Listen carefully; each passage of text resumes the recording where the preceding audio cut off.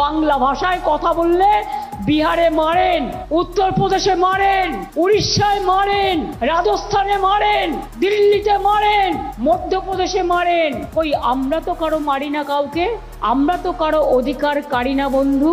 কেউ আমার পক্ষে থাকতে পারে, কেউ বিপক্ষে থাকতে পারে, এটাই তো গণতন্ত্রের খেলা। তাই বলে আমাকে তাকে হত্যা করতে হবে, এজেন্সি লাগাতে হবে? এই করে কিছু করা যায় না।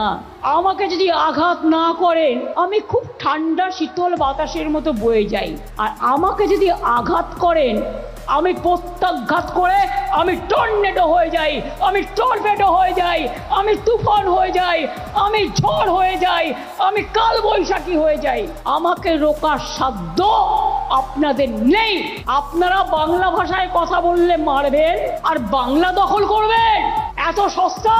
বাংলার মানুষ বাংলা দখল করবে, আপনারা বাইরে থেকে এসে নয়।